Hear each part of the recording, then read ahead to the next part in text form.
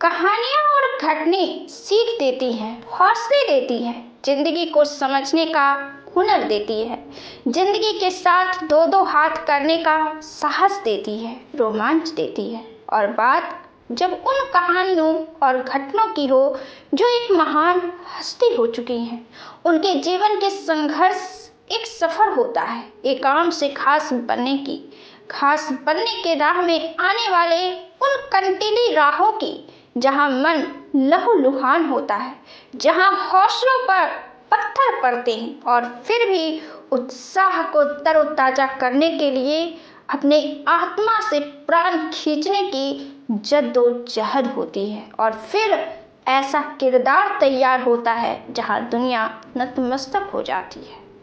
बात हम कर रहे हैं आशा भोसले की, जिंदगी से जुड़े कुछ खास पहलुओं की, जिसने यह दिखाया है कि हिम्मत के दम पर इंसान कैसे अपने अस्तित्व को बचाता है। आशा भोसले वह नाम है जो महज 10 साल की थी और उनके सर से पिता का साया उठ गया। कदम गलत उठे और जिंदगी अकेली हो गई, तन्हा हो गई।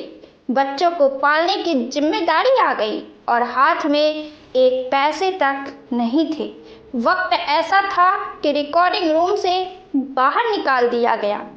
क्या है ना कि हम सब एक स्टार की केवल चमक देखते हैं, केवल उनकी प्रतिष्ठा और शोहरत देखते हैं, हम उन संघर्ष को देखते ही नहीं हैं। आशा भोसले ने उन तमाम पहलुओं के बारे में बताया है, इतने खुलकर कोई अन्य बताने में शायद हिचकिचा जाए। आशा भोसले ने जिंदगी के उन तमाम पहलू पर भी खुलकर बात रखी हुई है, जो उनकी गलतियां थी या उम्र के मुताबिक कुछ खामियां थी। आशा भोसले ने उन पहलुओं पर बात की है जहां जिंदगी को समझना आसान हो जाता है, क्योंकि जिंदगी को समझना हर किसी के लिए आवश्यक हो जाता है, क्योंकि हम और आप हर कोई ये जिंदगी ही तो जी रहे होते हैं। दम मारो दम के गाने के लिए देवानंद के सामने बार बार अपील करती रहीं आशा भोसले। देवानंद को अपनी फिल्म हरे राम और हरे कृष्णा में जीनत अमान की ही जरूरत थी, क्योंकि उस समय वे ही एकमात्र हीरोइन थी जो वेस्टर्न ड्रेस पहनती थी और जीनत के गाने के लिए आशा भोसले की ही जरूरत थी, जिस गाने को देवानंद ने हटा दिया था। और आशा भोसले ने उनके घर पर जाकर उनसे बार बार इस गाने को रहने देने की अपील की थी। उन्हीं की अपील पर यह गाना फिल्म में रहा था और यह गाना था दम मारो दम। इसी गाने ने जीनत को रातों रात स्टार बना दिया था। इसी गाने से देवानंद की फिल्म हिट हुई। उनके इस फिल्म को नहीं जानने वाले भी इस गाने को जानते हैं। यह गाना आशा भोसले की टॉप 3 गानों में शामिल हो सकती है। इसी गाने के लिए आशा भोसले को फिल्म फेयर पुरस्कार मिला था। दम मारो दम गाने को ऑल इंडिया रेडियो पर तब बैन कर दिया गया था, क्योंकि कई लोगों को यह लगता था कि इसमें ड्रग्स वगैरह है। यह ड्रग एडिक्ट पर फिल्माया गाना था। जरूरत थी इस गाने में एक तरह के नशीलेपन की, जिसे आशा भोसले सहजता से निभाया था। हिम्मत बंधाने वाला इंसान मिल जाए तो इंसान क्या नहीं कर सकता। तीसरी मंजिल फिल्म है, यह आई थी 1966 में। इसमें शम्मी कपूर और आशा पारेख हैं। इसमें कई गाने हैं जो काफ़ी खूबसूरत हैं। वैसे भी उस समय के गानों में जो जादू है वह धीरे धीरे समाप्त होती तो जा ही रही है। आज के गानों में संगीत है, धुनें हैं, टेक्नोलॉजी है, लेकिन आत्मा कहाँ है?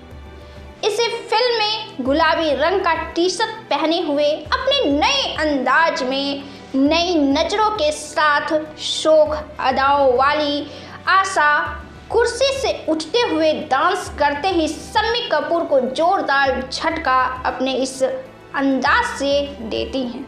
ये बेहद खूबसूरत गाना है। आजा आजा मैं हूँ प्यार तेरा, अल्लाह अल्लाह इनकार तेरा। आजा।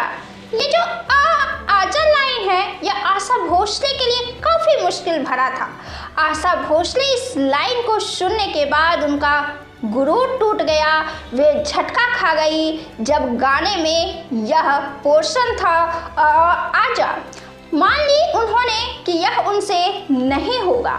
आशा भोसले ने कहा कि मैं यह गाना 4-5 दिन के बाद करती हूँ और उन्होंने आजा पोर्शन का प्रैक्टिस मैं ओ हा की करती थी।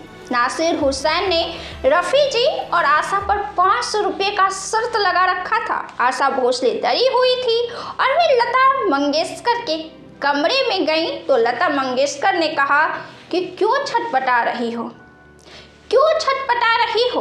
तुम भूल रही हो कि तुम पहले मंगेशकर हो, बाद में भोसले हो। जाओ, तुम्हारा गाना अच्छा होगा। इसके बाद जब स्टूडियो में गाना रिकॉर्ड हो रहा था तो शम्मी कपूर ने आशा भोसले से कहा कि तुम इतना अच्छा मत गाओ, मैं हीरो हूँ, तुम अच्छा गाओगी तो आशा पारेख अच्छी लगेगी मुझसे। मैंने यह फिल्म देखी है, मैंने इस गाने को सुना है, मुझे याद है इस गाने के साथ आशा पारेख इतनी खूबसूरत नज़र आ रही हैं कि इनका यह किरदार आशा पारेख की तमाम फिल्मों से एक अलग ही नूर लिए हुए नॉटी एंड रोमांटिक अंदाज में प्रस्तुत है। आशा पारेख इतनी ही खूबसूरत एक और गाने लेकिन परिपक्वता लिए हुए लव इन टोक्यो में नज़र आती है। मुझे तुम मिल गए हमदम, नज़ारा हो तो ऐसा हो। खलनायक बने प्राण के साथ यह गाना है। जब आशा पारेख उनके साथ यह गाना मजबूरी में करती हैं। आशा पारेख शम्मी कपूर को चाचा और आशा भोसले शम्मी कपूर को भैया कहती थी। शम्मी कपूर को अपनी बेहतरीन म्यूजिकल समझ के लिए भी जाना जाता था। किशोर कुमार और आशा भोसले रिजेक्ट हो गए थे। ये गायक काम के नहीं हैं। वे और किशोर कुमार दोनों फिल्म इंडस्ट्री में बिल्कुल नए थे। संगीत निर्देशक खेमचंद प्रकाश संगीत की दुनिया का बड़ा नाम थे। दोनों कलाकार खेमचंद प्रकाश का गाना रिकॉर्ड करने स्टूडियो में, जहां म्यूजिक रिकॉर्डिस्ट रॉबिन बनर्जी भी मौजूद थे। दोनों गायकों ने गाना शुरू किया। अरमान भरे दिल की लगन तेरे लिए है। हुआ ये कि गाना बीच में रोक दिया गया और रॉबिन बनर्जी ने कहा ये गायक काम के नहीं हैं और दोनों को मना कर दिया गया। यानी वो दो गायक जिनके हुनर को लोग आज सलाम करते हैं, उन्हें रिजेक्ट कर दिया गया था। मोमेंट्स इन टाइम नाम की सीरीज में आशा भोसले ने अपने आधिकारिक यूट्यूब चैनल पर इन किस्सा को साझा किया है। अपने यूट्यूब चैनल पर आशा भोसले बताती हैं, बरसों बाद हम दोनों एक गाना रिकॉर्ड कर रहे थे। आंखों में क्या जी रूपहला बादल। अचानक किशोर दा रुक गए और मुझसे बोले कि देखो विलेन बैठा है। उनका मतलब उन्हीं रॉबिन बनर्जी से था जिन्होंने बरसों पहले उन्हें गाने से निकाल दिया था। जाते वक्त किशोर दा बोले, रॉबिन दा आपने हमें पहचाना, आपने हमें निकाल दिया था। लेकिन मैंने किशोर दा का हाथ पकड़ते हुए कहा कि दादा जाने दो, ऐसे थे किशोर दा। आशा भोसले ने इन किस्सों को शेयर किया है। वो गाना बाद में तलत महमूद और गीता दत्त ने फिल्म जान पहचान में राज कपूर और नरगिस के लिए फिल्माया था, नरगिस के लिए गाया था।